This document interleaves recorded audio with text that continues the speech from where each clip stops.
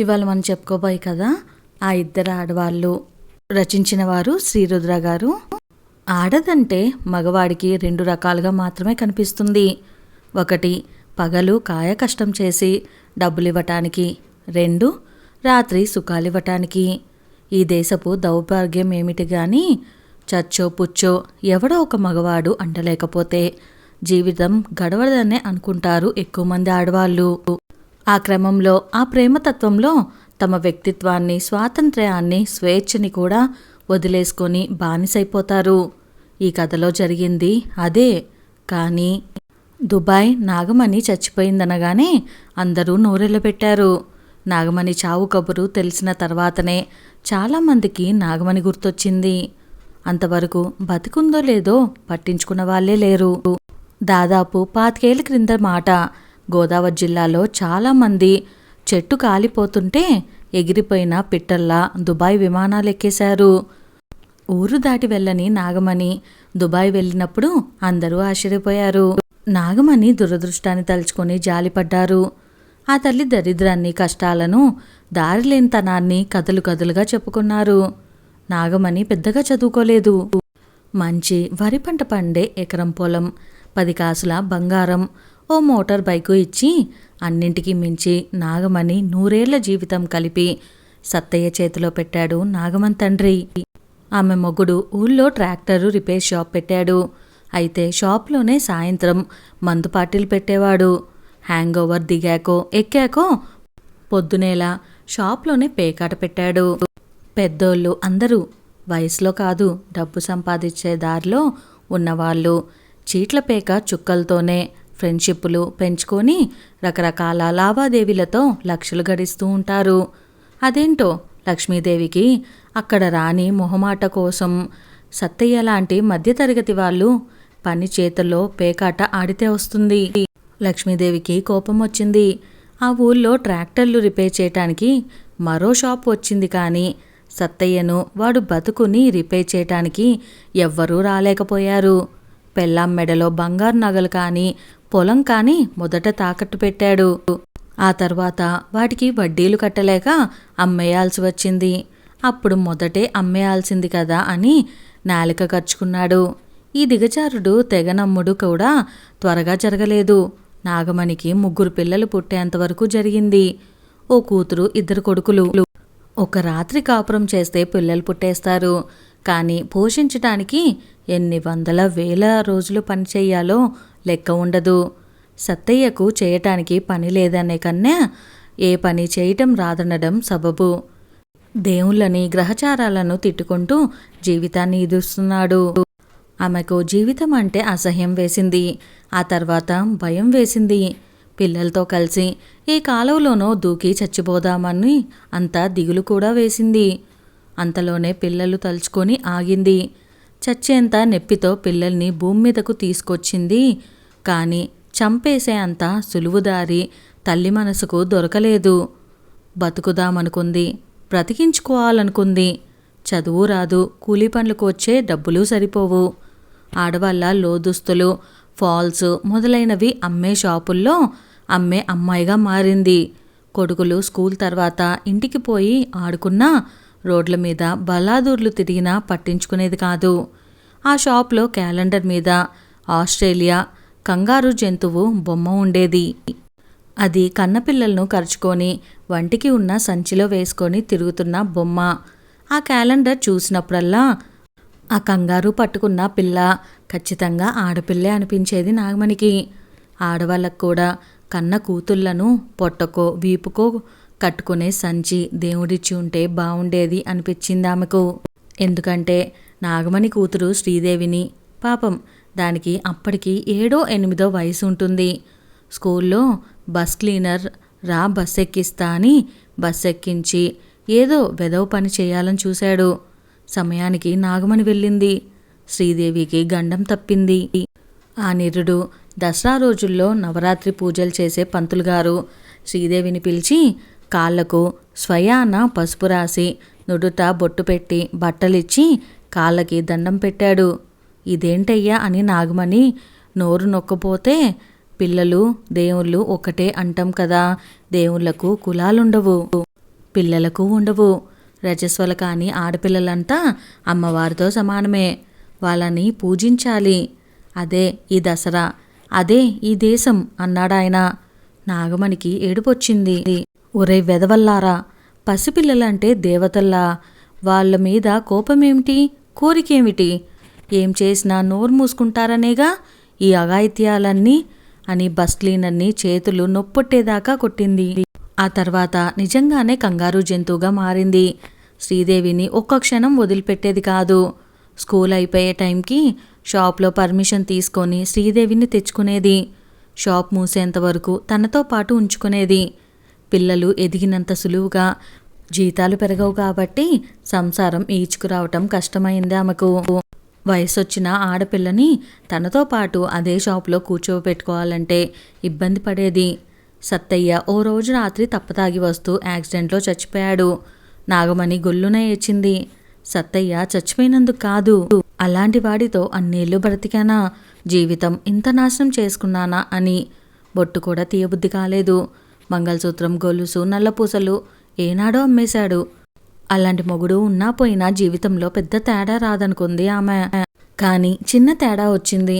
మొగుడు పోయేటప్పటికీ కొంతమంది మగాళ్ళకి నాగమణి మీద జాలేసింది. రాత్రుళ్ళు టెంపరీగా కంపెనీ ఇద్దామనుకున్నారు. దొంక తిరుగుడుగా ప్రపోజల్స్ పెట్టారు. తనేమవుతానో అని భయమేసింది. అప్పుడు దొరికిన దారే దుబాయ్. చాలామంది దుబాయ్ వెళ్ళి పనీపాట చేసుకుంటూ బ్రతుకుతూ ఉండటం, సంపాదించిన డబ్బులు ఊరికి పంపిస్తూ ఉండటం, దాంతో అప్పులు తీర్చుకోవటం, ఆస్తులు కొనుక్కోవటం అంతా దేవుడిస్తున్న అందమైన కలలా అనిపించింది.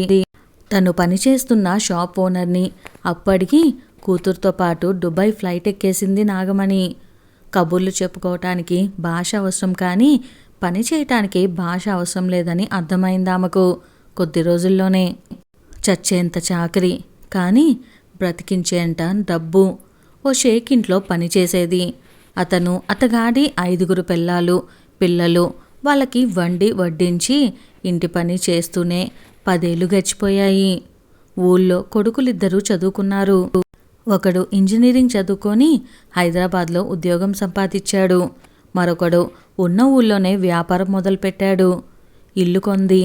ఇక కూతురు శ్రీదేవికి పెళ్లి చేయాలనుకుంది. కూతురుతో కలిసి ఊరొచ్చింది. సంబంధాలు వెతికింది. ఫారెన్ రిటర్న్ సంబంధాలంటే ఎగబడతారు కానీ దుబాయ్ రిటర్న్ అంటే కొంతమంది తటపటాయిచ్చారు. ఇంకొంతమంది ఎక్కువ ఆశపడ్డారు. కిషోర్ బాబు శ్రీదేవిని పెళ్లి చేసుకుంటా అన్నాడు. కానీ ₹1,00,00,000 కట్నం అడిగాడు. అంత ఇచ్చుకోలేను, 10,00,00,000 ఇస్తానంది నాగమణి. వాయిదాల పద్ధతి మీద ఇచ్చినా అడ్జస్ట్ అవుతాను అన్నాడు కిషోర్ బాబు. చివరకు ₹40 లక్షల కట్నం, 25 కాసుల బంగారం ఇచ్చింది. అది బ్యాంక్లో బ్యాలెన్స్ ఉంది కాదు, కట్టిన ఇంటి మీద అప్పు తీసుకొచ్చి ఇచ్చింది. అయినప్పటికీ కిషోర్ బాబు సనుగుతూనే ఉన్నాడు. పిల్లలు సెటిల్ అయిపోయారు కదా, తను ఊళ్ళోనే సెటిల్ అవుదామనుకుంది నాగమణి. పేతాళుడు చెట్టెక్కినట్లు అప్పులు మళ్ళీ చెట్టెక్కి కూర్చున్నాయి. శ్రీదేవి పెళ్ళి 16 రోజులు పండగ పూర్తి కాకుండానే మళ్ళీ దుబాయ్ ఫ్లైట్ ఎక్కింది నాగమణి. పుట్టిన తర్వాత ఎన్నడూ వదలని కూతుర్ని వదలాల్సి వెళ్తున్నందుకు బాధపడింది.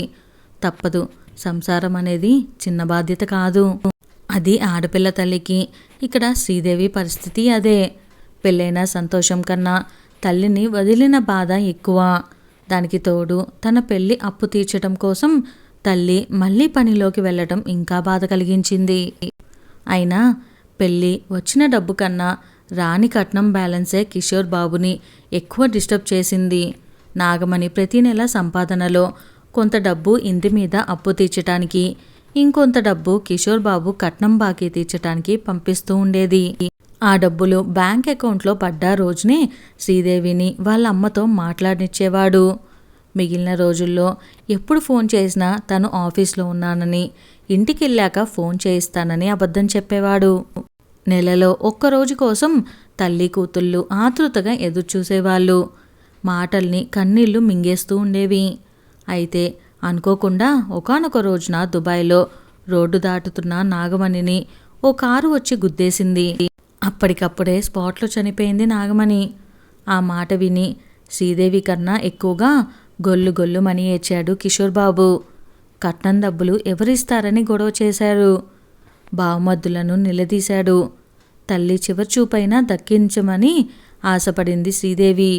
కానీ శ్రీదేవి అన్నలిద్దరూ ఏవో గుసగుసలాడుకొని శవాన్ని తీసుకురావటం ఎక్కువ ఖర్చు అని తామే అక్కడికి వెళ్ళి ఆ పని పూర్తి చేసుకొస్తామని దుబాయ్ వెళ్ళారు. తను కూడా వస్తానంది శ్రీదేవి. ఫ్లైట్ టికెట్ డబ్బులు భరించటానికి ఆమె అన్నలు ఇష్టపడలేదు. ఆమె భర్త కిషోర్ బాబు ససేమిరా కాదన్నాడు. అమ్మని చూడాలని గట్టిగా పట్టుకొని ఏడవాలనిపించింది శ్రీదేవికి. కానీ చాలా ఖరీదైన కోరికై కూర్చుంది. యాక్సిడెంట్లో చనిపోయినందుకు నాగమణి ప్రాణానికి 25 లక్షల రూపాయలు నష్టపరిహారం లెక్కగట్టారు. వారసులు శ్రీదేవి అన్నలిద్దరూ క్లెయిమ్ చేసుకున్నారు. శ్రీదేవి ఊసే ఎత్తలేదు. శ్రీదేవి అన్నలు ఎంత దాచినా ఈ సంగతి కిషోర్ బాబుకు తెలిసింది. అక్కడి నుంచి అసలు రచ్చ ప్రారంభమైంది. అత్తను అనరాని మాటలు అన్నాడు. నా కట్నం బాకీ తీర్చకుండానే చచ్చింది అన్నాడు. కూతుర్ని అల్లుని అన్యాయం చేసింది అన్నాడు కిషోర్ బాబు. ఆ కోపంలో శ్రీదేవిని చితకతన్నాడు. చిన్నప్పటి నుంచి కంగారులా తనని కూడా తిప్పన తల్లి చచ్చేటప్పుడు తనని కూడా ఎందుకు తీసుకెళ్లలేదా అని కుల్లి కుల్లి ఏచింది శ్రీదేవి. అన్నల్ని అడిగితే పెళ్ళయ్యాక తల్లి చావులో డబ్బులో వాటా ఎక్కడి నుంచి వస్తుంది అన్నారు. ఆ డబ్బుల్లో వాటా తీసుకురాకపోతే ఇంటి గడప తొక్కద్దు అన్నాడు కిషోర్ బాబు. శ్రీదేవికి దారి తోచలేదు. ప్రతిరోజు అయినదానికి కానిదానికి కొడుతున్నాడు. బాధ భరించలేకపోతుంది. అర్థం కాని కసి వస్తుంది. హఠాత్తుగా ఇంట్లో నుంచి ఒకరోజు మాయమైంది శ్రీదేవి. మొదట అలిగి అన్నల దగ్గరికి వెళ్ళిందేమో అనుకున్నాడు కిషోర్ బాబు. తర్వాత చచ్చిపోయిందేమోనని భయపడ్డాడు. 3-4 రోజులు గడిచినా దరిదాపుల్లో శవం దొరక్కపోయేటప్పటికీ భయం తగ్గింది. కానీ ఎవరితో అయినా లేచిపోయిందేమోనన్న అనుమానం కుదురుగా ఉండనివ్వలేదు. చివరకు శ్రీదేవి ఎక్కడికి వెళ్ళిందో తెలుసుకొని నిర్ఘాంతపోయాడు కిషోర్. అది శ్రీదేవి ఫోన్ చేశాకే. దుబాయ్ నుంచి ఫోన్ చేసింది. ఒరే వెధవా, నేను మళ్ళీ దుబాయ్ వచ్చేసా. ఇక్కడ పనిలో చేరుతున్నాను. నీకు కావాల్సింది పెళ్ళాం కాదు, అది ఎలాగైనా పట్టుకొచ్చే డబ్బు. ఏదో ఒక రోజు నాకు యాక్సిడెంట్ అవుతుంది, నేను చస్తా. ఆ డబ్బులన్నీ నీకే. ఏ కారు గుద్దకపోతే నేనే వెళ్ళి ఆ కారు కింద పడతా, బాధపడకు, త్వరలోనే చస్తా అని ఫోన్ పెట్టింది శ్రీదేవి. రోడ్డు మీదకి వచ్చి చూస్తే ఎన్నెన్నో వాహనాలు వేగంగా వెళ్ళిపోతున్నాయి. ఒక్క క్షణం దాని కింద పడి చచ్చిపోదామన్నంత ఉద్వేగం కలిగింది. కానీ రోడ్డు మీద అమ్మ రక్తం ఆ ఎండలో ఏరులై పారుతున్నట్లుగా అనిపించింది. కన్న తండ్రి బాధ్యతారహితం నుంచి, స్కూల్ బస్సు క్లీనర్ అఘాయిత్యాల నుంచి, కామపు వేటల నుంచి కంగారులా పొదివి పట్టుకొచ్చిన అమ్మ తన నుంచి కోరుకునేది ఇదేనా? తను చచ్చి కిషోర్ బాబుకి డబ్బులు ఇవ్వాల్సినంత అవసరం ఏముంది? ఎలాగూ దూరం వచ్చింది, పని దొరికింది. ఆ ఎదారి దేశంలో ప్రేమ దొరక్కపోవచ్చు, కానీ అమ్మ జ్ఞాపకాలు తోడుంటాయి. ఎంతకాలం గడుస్తుందో గడవని. ఇదండి వాళ్ళ మన కథ. ఈ కథ కనుక మీకు నచ్చినట్లయితే వెంటనే వీడియోని లైక్ చేయడం అస్సలు మర్చిపోకండి. కొత్త వాళ్ళు ఇంకా ఛానల్ని ఎవరైనా సబ్స్క్రైబ్ చేసుకోకపోతే వెంటనే సబ్స్క్రైబ్ చేసుకొని బెల్ ఐకాన్ని క్లిక్ చేసేయండి. Thank you.